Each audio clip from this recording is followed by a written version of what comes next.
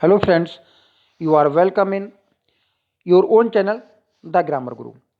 आज हम करेंगे करेक्ट यूजेज ऑफ प्रोनाउंस का प्रैक्टिस सेट। इस प्रैक्टिस सेट में लगभग 50 प्लस क्वेश्चंस हैं जिनको आप एक बार कर लेते हैं तो प्रोनाउन के मैटर में आपको किसी भी प्रकार की कोई परेशानी नहीं होगी और आसानी से एरर डिटेक्ट कर लेंगे। और मैं प्रत्येक एरर को बेहतर ढंग से एक्सप्लेन करने का प्रयास करूंगा। यदि आप मेरे चैनल पर नए हैं तो प्लीज़ इसको सब्सक्राइब जरूर कर लें ताकि आने वाले सारे वीडियो आसानी से आपको मिल सकें। तो लीजिए पहला क्वेश्चन लेते हैं।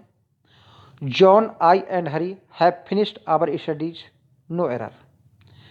पहले ही पोर्शन में अगर हम देखते हैं तो जॉन, आई एंड हरी दिया गया है। हरी और जॉन थर्ड पर्सन नाउन है, यानी कि जो नाउन है वो थर्ड पर्सन में आते हैं।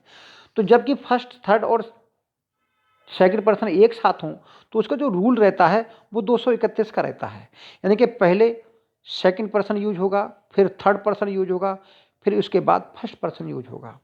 तो यहाँ पर पहले पोर्शन में कमी मानी जाएगी। ठीक है, दूसरा सेंटेंस देखते हैं। हरी, ही, यू एंड आई।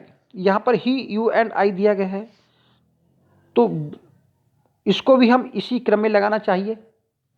तो होना चाहिए you, he and I.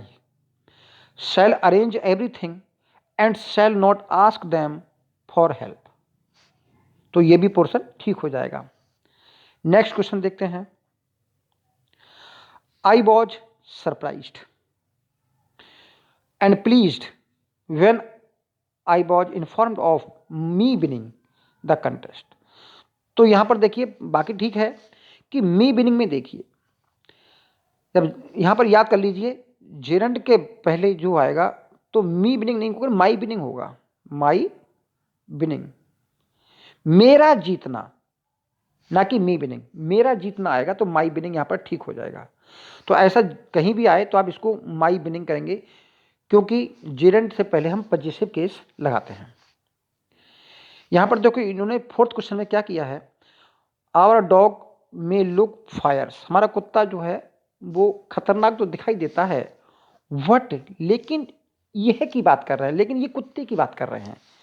That would not hurt a fly. तो यहां पर ये प्रूव करने की कोशिश कर रहे हैं कि दैट जो है वो रिलेटिव प्रोनाउन है। तो जबकि ऐसा है नहीं, साधारण पर्सनल प्रोनाउन प्रयोग होगा तो उसके लिए इसके स्थान पर इट प्रयोग होगा, क्योंकि पर्सनल प्रोनाउन हमारा जानवरों के लिए, वस्तुओं के लिए इट प्रयोग होता है। अगला क्वेश्चन देखते हैं। One should keep his promise if one wants respect from both friends and enemies. तो यहां पर जो यूज होगा, one should keep once promise. One के साथ वंस आएगा, आई के साथ माई, यू के साथ योर, ही के साथ हिज, ऐसे ही वन के साथ जो है वंस आएगा। तो यहां पे हिज की जगह क्या करेंगे, वंस प्रॉमिस। ठीक है, अगला देखते हैं। We must supplement our diet with vitamin and minerals. ठीक है, in order to keep oneself fit. अब इसी की तरह ही समझ लीजिए, इन्होंने वन सेल्फ किया है तो वन सेल्फ को किसके साथ आना चाहिए, वन के साथ आना चाहिए, ना कि बी के साथ। भाई सोचिए, वन सेल्फ तो वन के साथ आएगा, बी के साथ होना आएगा। बी के साथ क्या आएगा, आप खुद समझदार हैं, बी के साथ आएगा आवर सेल्फ। ठीक है, तो ध्यान रखिए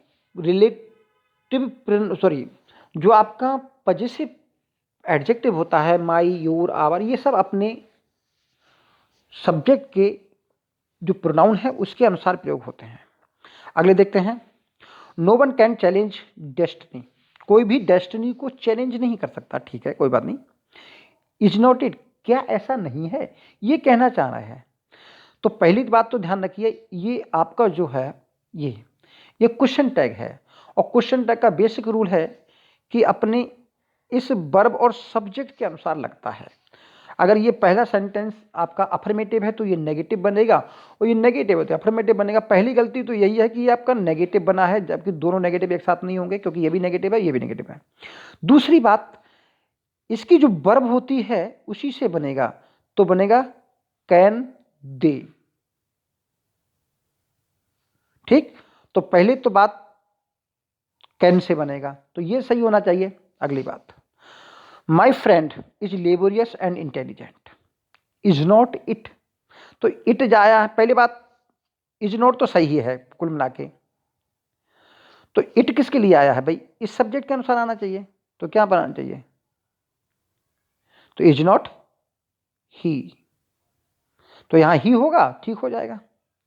अगला क्वेश्चन देखते हैं, all the doubts are clear between you and I. ध्यान रखिए, जब प्रीपोजिशन का कोई भी ऑब्जेक्ट होता है तो वो ऑब्जेक्टिव केस में रहता है, तो आई यहां पर सब्जेक्टिव केस में है, जबकि यहां पर क्या होना चाहिए? मी। बाकी ठीक है, क्योंकि हमको प्रोनाउन डिटेक्ट करना है तो प्रोनाउन पे ध्यान देंगे और समझें क्यों होगा, क्योंकि बिटवीन प्रीपोजिशन और प्रीपोजिशन के बाद हमेशा जो प्रोनाउन रहता है वो ऑब्जेक्टिव केस में रहता है। मिस्टर प्रताप, यहां पर देखिए, Mrs Pratap being a good teacher, अच्छी टीचर होने के बावजूद, Mrs Pratap being a good teacher, अच्छी टीचर होने के कारण, is selected for the national award. तो यहां पर जो सी है वो आपका सुपरफ्लुअस है। सुपरफ्लुअस माने अतिरिक्त यूज है, इसका यूज नहीं होना चाहिए, क्योंकि ऑलरेडी मिसेस प्रताप इसका सेंटेंस का सब्जेक्ट है, तो डबल सब्जेक्ट का यूज करने का कोई औचित्य नहीं उठता। नेक्स्ट क्वेश्चन देखते हैं, the front page story about a school girl. School girl के बारे में जो फ्रंट पेज की स्टोरी है, दैट हैड हर्ट हरसेल्फ, कि उसने खुद को अपने आपको चोट पहुंचाई। तो देखिए, जब खुद का डिस्क्रिप्शन होता है, किसी का हम डिस्क्रिप्शन करते हैं पर्टिकुलर, तो वहां हु आता है, दैट नहीं आता। दैट पर्टिकुलर डिस्क्रिप्शन के नहीं होता है, तो यहां पर दैट की जगह हु प्रयोग होगा, relative pronoun. While saving a child in an accident, तो सीधे सीधे इस लड़की को डिस्क्राइब किया गया है, तो उसके कारण रिलेटिव प्रोनाउन सीधे सीधे जब डिस्क्राइब करता है तो वहां हु आता है, ना कि दैट। जबकि दैट भी आता है, लेकिन सीधे दैट जो है वो सीधे डिस्क्राइब नहीं करता। अगला क्वेश्चन है, it is not I who is to blame. तो यहां पर इस प्रश्न को समझने की कोशिश कीजिए। ये कुछ प्रश्न जो है यहां पर रिलेटिव प्रोनाउन से हैं, तो रिलेटिव प्रोनाउन मान लिया यहां पर हु लिया गया है या विच लिया, जो भी रिलेटिव प्रोनाउन होता, तो यहां पर समझने की कोशिश कीजिए। याद कर लीजिए कि रिलेटिव प्रोनाउन का अपना कोई नंबर, पर्सन और जेंडर नहीं होता है, ये हमेशा अपने एंटीसीडेंट नाउन और प्रोनाउन के अनुसार वर्ब लेते हैं। तो यहां पर इसका एंटीसीडेंट आई है, तो आई के अनुसार इज ना आकर के एम आएगा। यहां पर इज ना आकर के क्या आएगा? एम। तो क्या बनना चाहिए? It is not I who am to blame. तो इज पोर्शन में इसकी जगह कमी है, तो पोर्शन आपका बी माना जाएगा। उम्मीद करें समझ में आ रहा होगा। 30 क्वेश्चन देखते हैं, even those which have no previous work experience have applied for the job. Even those, वो लोग भी, जो, तो जो शब्द आया है ठीक है, जो विच आता है, लेकिन विच वस्तु के लिए आता है, जो के अर्थ में व्यक्तियों के लिए नहीं आता। तो व्यक्ति के लिए क्या आता है? हु आता है, जो के अर्थ में। तो even those who have no previous work experience have applied for this job. तो आप समझ गए किस पोर्शन में कमी है? ए पोर्शन में कमी मानी जाएगी। इट वॉज मी, यहां पर देखिए, जब भी इट से शुरू हो और बी वर्ब हो, तो बी वर्ब के बाद जो आता है प्रोनाउन, वो सब्जेक्टिव केस में आता है। तो यहां पर क्या होना चाहिए? It was I who was responsible for making all the arrangements for the successful completion of his studies. समझ गएंगे? ये ध्यान रखिए, जो बी वर्ब होती है, इसके बाद जो सब्जेक्ट आएगा, जो भी प्रोनाउन आएगा, वो सब्जेक्टिव केस में आएगा। तो ये एक नया रूल है, इसको ध्यान रखेंगे आप। अगली बात, अगले क्वेश्चन देखते हैं। इट वॉज हिम, ये तो उसी तरह पहली सेंटेंस की तरह है, तो वही कमी है, इट वॉज ही आएगा। Who came running into the classroom. If I were him, तो यहाँ पर भी सॉरी बार बार रिपीट हो रहे हैं, कोई बात नहीं, यहाँ पर भी ही कर लीजिए। Would teach him a lesson. बाकी सेंटेंस में कहीं कोई कमी नहीं है। अगले देखते हैं। Those people who do not work hard, they do not. यहां पर समझने की कोशिश कीजिए, एक दोज पीपल और दूसरा ये एंटीसीडेंट है और ये आपका रिलेटिव प्रोनाउन है। Do not work hard, do not succeed in life. तो यहां पर जो दे है इसका यूज अतिरिक्त माना जाएगा, सुपरफ्लुअस माना जाएगा। ये सेंटेंस बहुत ही इंपॉर्टेंट है, इसको यहीं रट लीजिए। मैं फिर बता रहा हूं, एक रिलेटिव प्रोनाउन का एंटीसीडेंट है दोज पीपल और हु रिलेटिव प्रोनाउन है। दो सब्जेक्ट हैं, दो ही इनके साथ वर्ब हैं, एक डू नॉट वर्ब है और एक जे डू नॉट वर्ब है। तो यहां पर दोनों प्रोनाउन, दोनों वर्ब के साथ दो सब्जेक्ट हो गए। तो ये जो सब्जेक्ट है, ये ध्यान रखना, एग्जाम में जरूर आते हैं। तो यहां पर ऐसा जो शब्द, जो सब्जेक्ट है रिपीट वाला, वो सुपरफ्लुअस माना जाता है, अतिरिक्त माना जाता है, ये नहीं होना चाहिए। नेक्स्ट सेंटेंस देखिए। Here is the man whom I think committed the crime, no error. मैंने इसको जो ब्लू से रंगा है इसको आप हटा दीजिए तो आपको क्लियर हो जाएगा कि क्या सेंटेंस है। Here is the man, man committed, committed, committed verb है, तो वर्ब के अनुसार जो वर्ब है इसके अनुसार सब्जेक्ट होना चाहिए। तो अर्थ बताते हैं, ये वो व्यक्ति, यहां पर एक व्यक्ति है, हुम ना कर हु आएगा, हु आई थिंक, मैं सोचता हूं, कमिटेड द क्राइम, कि उसने क्राइम किया है। तो हु सब्जेक्ट के रूप में यहां पर यूज होना चाहिए। तो हुम की जगह क्या होगा, सब्जेक्ट, क्योंकि इस कमिटेड का सब्जेक्ट होना चाहिए ना कि ऑब्जेक्ट, और हुम क्या होता है, ऑब्जेक्ट होता है। अगले क्वेश्चन देखिए। Here is the person whom everyone thought, very ऊपर वाले की तरह ही है, हैज स्टोलन द रिंग। तो हुम इस हैज वर्ब का सब्जेक्ट होना चाहिए, तो सब्जेक्ट हुम तो होता नहीं, हुम तो ऑब्जेक्ट होता है, तो यहां पर हु होना चाहिए। Next sentence. The person who I meet yesterday was my classmate. The person एक सब्जेक्ट हो गया, आई मेट यस्टरडे दूसरा सब्जेक्ट हो गया। तो ठीक, आई मेट के साथ यस्टरडे हो गया, और यहां पर इसका सब्जेक्ट, इसका वर्ब ये हो गई, द पर्सन की वर्ब हो गई ये, और इसके साथ वर्ब हो गई, आई के साथ वर्ब हो गई ये वाले। अभी हु क्या है, तो हु, अब अर्थ निकालते हैं। The person I met yesterday was my classmate, तो इस मेट वर्ब का ऑब्जेक्ट होना चाहिए हुम, तो हुम होना चाहिए यहां पर हु की जगह। The person whom I met yesterday, जिससे मैं कल मिला, वॉज माई क्लासमेट, मेरा क्लासमेट था। तो यहां पर सेंटेंस हु का आ रहा है, आई मेट हुम, जिससे मैं मिला, इस हुम वर्ब का ऑब्जेक्ट। तो हु की जगह क्या होना चाहिए, हुम। 21 देखते हैं। It is the best which the government can do for downtrodden no error. देखिए यहां रखिए, जबकि यहां पर इन्होंने विच प्रयोग किया है, तो विच तो गलत है ही, खैर कोई बात नहीं। जब भी सुपरलेटिव डिग्री होती है, जब भी एक सब दो एंटीसीडेंट, एक पर्सन और एक पशु होता है, इनके एनिमल होता है, तो वहाँ दैट का प्रयोग होता है। सुपरलेटिव डिग्री के बाद जो रिलेटिव प्रोनाउन होता है वो दैट का प्रयोग होता है, और ऑल है, एवरीथिंग है, एनीथिंग है, इनके साथ भी दैट का प्रयोग होता है। तो यहाँ पर विच की जगह जो रिलेटिव प्रोनाउन होगा वो दैट का प्रयोग होना चाहिए। This is the best that the government can do for the downtrodden. Next देखते हैं। He talked on the phone for hours together who really irritated his parents a lot. यहां पर समझने की कोशिश की, पूरे सेंटेंस में कहीं कमी नहीं है। इस हु को देखते हैं, इस हु को देखने के लिए आप समझ जाओगे कि करना क्या है। बहुत अच्छी तरह आप समझ लेंगे। देखिए कैसे, ही talked on the phone for hours, उसने घंटों फोन पर बात की।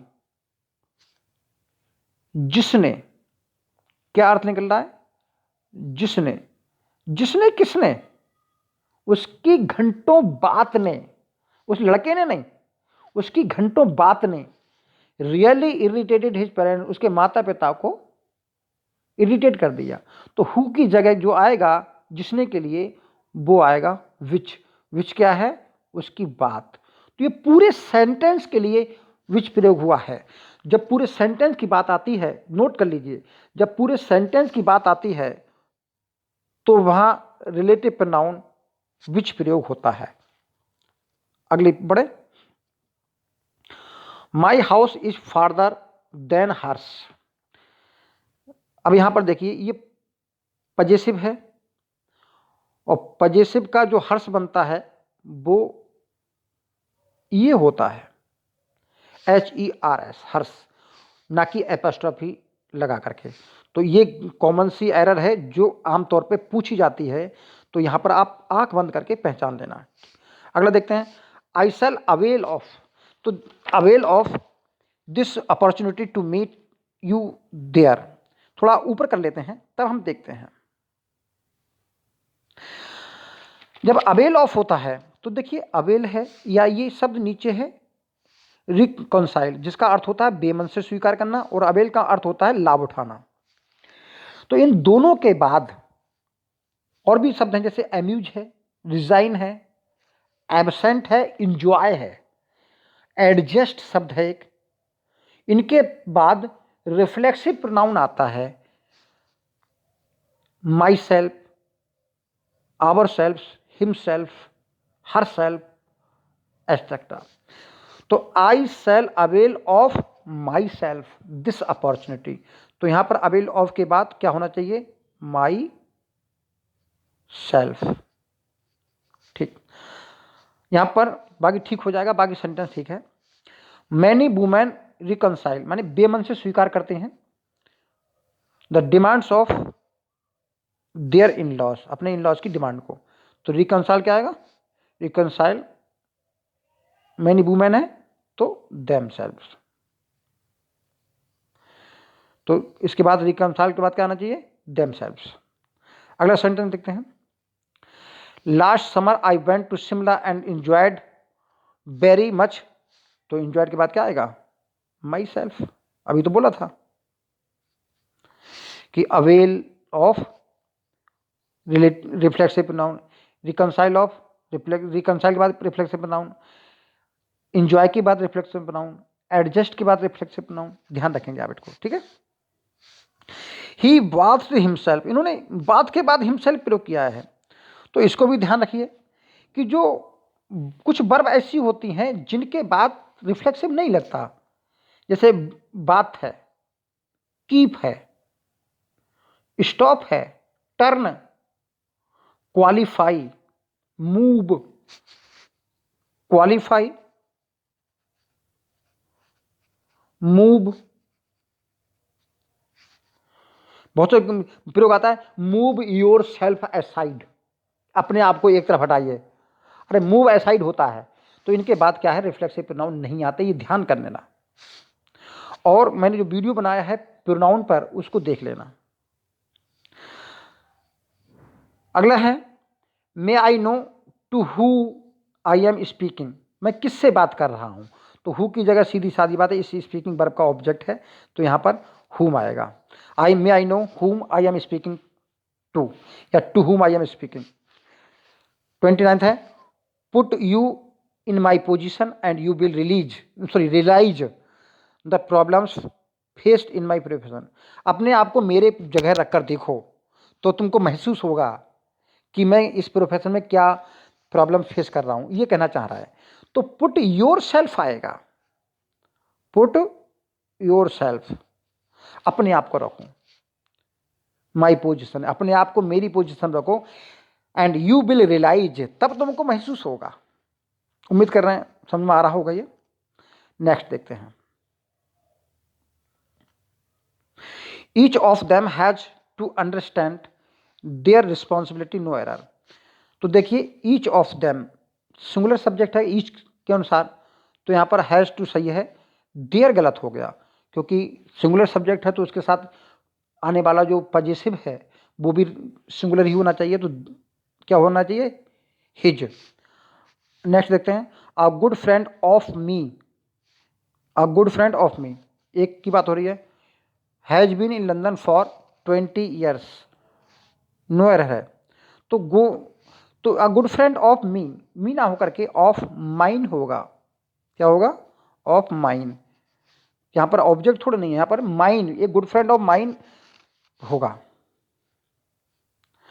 अगले देखते हैं, इस क्वेश्चन को समझने की प्रयास करेंगे। This is the road whose inauguration was done by the president. The Ganga is a river whose origin has always been a matter of speculation. अब आप समझने की कोशिश कीजिए, ये दोनों अंडरलाइन जो शब्द किए हैं हमने, वो कमी क्यों है। तो आपने पढ़ा होगा कि जब भी हम पजेसिव एपोस्ट्रॉफी लगाते हैं, जैसे समझ लीजिए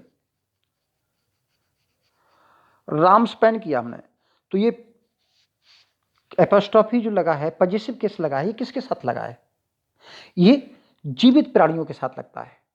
लेकिन जब बात आती है वस्तुओं की, तो हम क्या करते हैं, लेग ऑफ द टेबल कहेंगे, लेग ऑफ द टेबल, ना कि टेबल्स की लेग, टेबल्स लेग नहीं कहते। तो यही कारण यहां पर है कि जो रोड है वो वस्तु है, तो उसके साथ हुज यानी कि पजेसिव केस नहीं आना चाहिए, बल्कि ऑफ कंस्ट्रक्शन का प्रयोग होगा। तो क्या आएगा, this is the road inauguration of which, तो इनॉग्रेशन ऑफ विच प्रयोग होगा, इनॉग्रेशन ऑफ विच। ऐसे नीचे है हुज ओरिजिन, तो क्या होगा, the origin of which Ganga is a river the origin of which has always been a matter of speculation. यहां पर देखिए, neither of two friends has got their money back from the company. देखिए neither का प्रयोग दो में से एक के लिए होता है, हाँ दो ही है, ठीक है, दो में से एक के लिए ठीक प्रयोग है। हैज गॉट देयर, जब दो में से एक के लिए हो रहा है तो एक के अनुसार जो आपका पॉजिटिव है, समझ लीजिए क्या आएगा, ऑटोमेटिकली ही जाना चाहिए।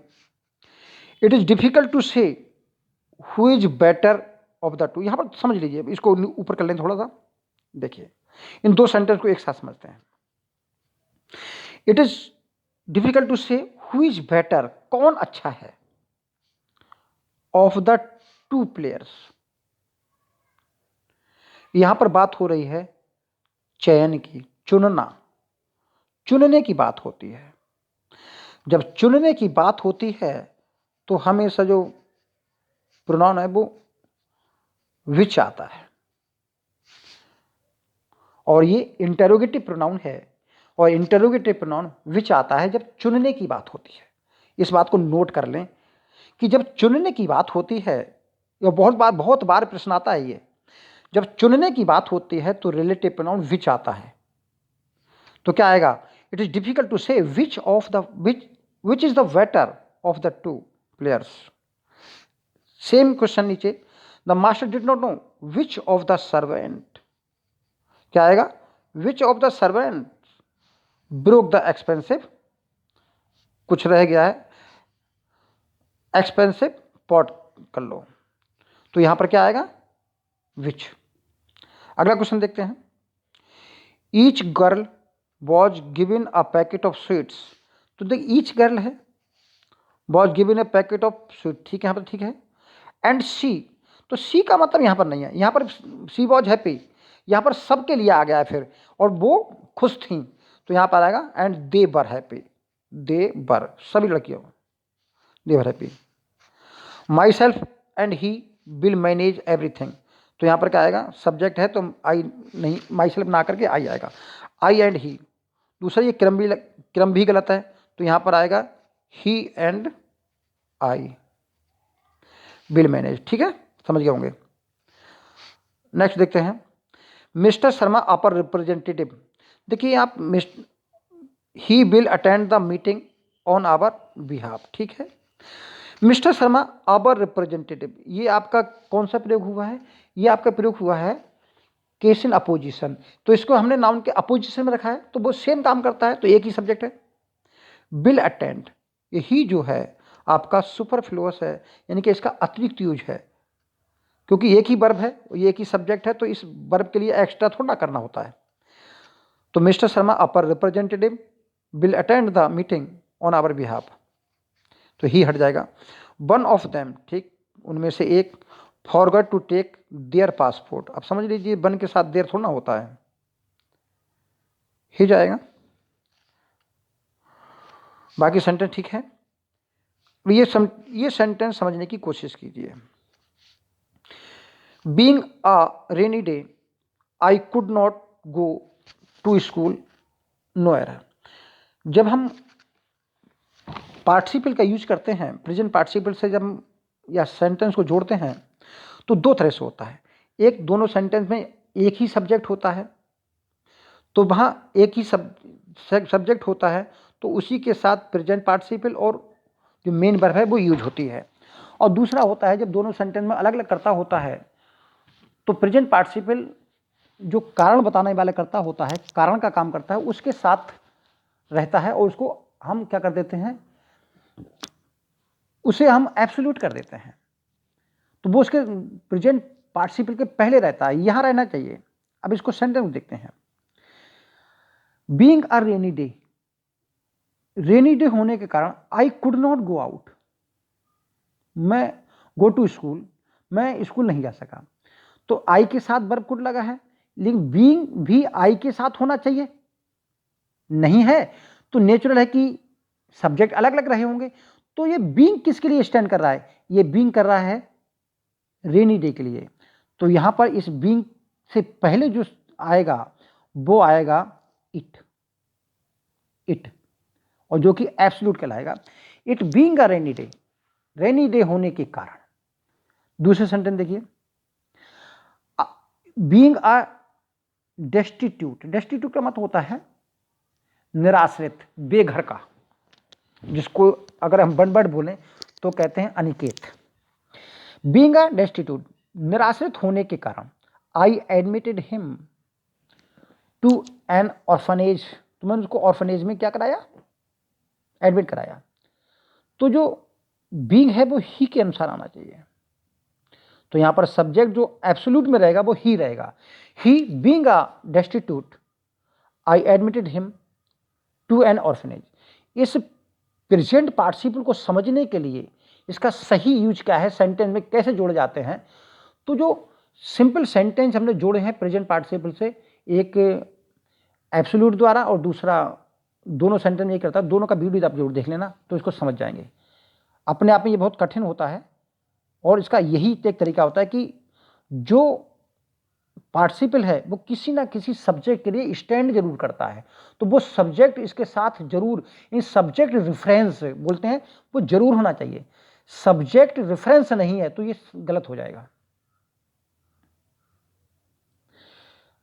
We are proud to announce that every one of us have earned a good name, ठीक है। जब एवरी वन दिया गया है ऑफ अस, तो हैव आएगा ना कि, सॉरी हैज आएगा ना कि हैव, क्योंकि एवरी वन बना है तो सिंगुलर सब्जेक्ट बना, सिंगुलर सब्जेक्ट तो वर्ब भी तो सिंगुलर रखना पड़ेगी। अगला देखते हैं, the government and business houses must reduce its own energy use and promote conservation to their citizens and employees. यहां पर समझने की कोशिश कीजिए, इस सेंटेंस में दो जो सब्जेक्ट है वो एंड से जुड़े हैं, तो सब्जेक्ट प्लूरल हो गया, तो मस्ट रिड्यूस यहां पर सही है, इट्स ना आकर के देयर आएगा, क्योंकि सब्जेक्ट जब प्लूरल है तो उसके साथ होने वाला जो पजेसिव है वो भी आपका प्लूरल होना चाहिए। अगले देखते हैं, the employ is in the dept and has been the company is in dept, company कर्ज में है, चलो, and has been unable to पे देयर एम्प्लॉइज, यानी कंपनी के एम्प्लॉय के लिए देर ना करके क्या आएगा, इट्स एम्प्लॉइज, क्योंकि कंपनी सिंगुलर है तो उसके साथ पजेसिव भी सिंगुलर होना चाहिए। Employ salary for the past 6 month. अगला सेंटेंस देखते हैं, the company has appointed consultant to help them. Them के लिए कंपनी के लिए आना चाहिए, तो क्या आना चाहिए देम की जगह, it. The company has appointed to the consultants to help it increase its revenue and improve its financial position. हर जगह इट दिया है तो इसके लिए आप इट आना चाहिए। To the two sisters shouted at one other. देखिए जो रेसिप्रोकल प्रोनाउन होते हैं, जिसको कहते हैं पारस्परिक प्रोनाउन होते हैं, वो दो के लिए तो ईच अदर और दो से अधिक के लिए वन अनदर आता है। तो दो की बात हो रही है तो यहाँ पर क्या आएगा, ईच अदर। उम्मीद कर रहे हैं समझ में आ गया होगा ये। इट वॉज, इन दो सेंटेंस को एक साथ देखते हैं। इट वॉज इन 2006 की बात है, दैट वी फर्स्ट फ्लू, जब हम पहली बार उड़े, टू द यूनाइटेड स्टेट के लिए। तो जब की बात आ रही है और समय की बात आ रही है तो समय के लिए हम यहाँ पर वेन प्रयोग करेंगे, दैट को रिमूव करके। सेम है यहाँ पर, I was driving under the bridge, मैं ब्रिज के नीचे चला रहा था, as the football hit my window, उसी समय फुटबॉल ने मेरी विंडो को हिट किया। तो उसी समय की बात हो रही है, उसी दौरान की बात हो रही है, तो हम विच करेंगे, वो सॉरी वेन करेंगे, या वाइल कह सकते हैं, मीन वाइल कह सकते हैं। तो यहाँ पर एज ना होकर के वेन होगा। He does not know to swim, देखिए नो है, वंडर है, इनके साथ आता है WH, तो यहाँ पर आएगा हाउ टू स्विम। तो he does not know how to swim, तो सेंटेंस ठीक हो जाएगा। ये बहुत ही इंपॉर्टेंट है, कई बार पूछा गया है। She could not bear his separation, तो इसको जरूर समझ लीजिए कि हिज सेपरेशन नहीं होता है। देखिए सेपरेशन मान होता है अलग रखना, विरोम जैसे कहते हैं वियोग। सेपरेशन है, लीव है, एक्सक्यूज है, रिपोर्ट शब्द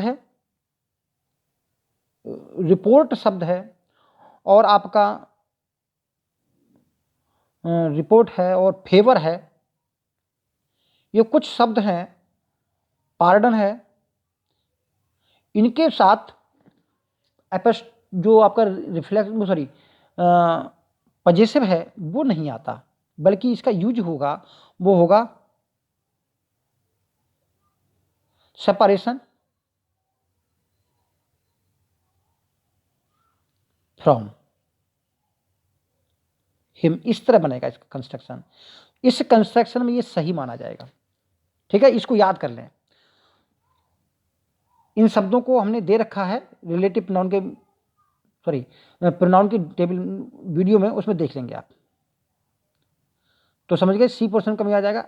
ऐसे ही if you want this job, यदि तुम इस जॉब को चाहते हो, you will need his favour, तो हिज फेवर अभी पढ़ा नहीं होगा, फेवर फ्रॉम हिम होगा।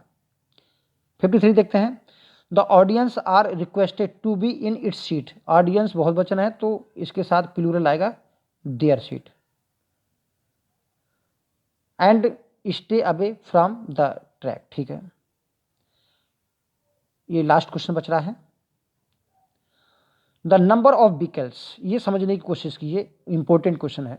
द नंबर ऑफ व्हीकल्स, इसको हम अंडरलाइन कर ले रहे हैं, playing on the roads of Delhi is, ठीक है, मोर देन द रोड्स। देखिए यहाँ पर कंपैरिजन की जा रही है व्हीकल से, तो यहाँ पर क्या होना चाहिए, एक्चुअल में होना क्या चाहिए, सुनिए, मैं पूरा सेंटेंस सुनते रहना, क्या करूँगा मैं इसको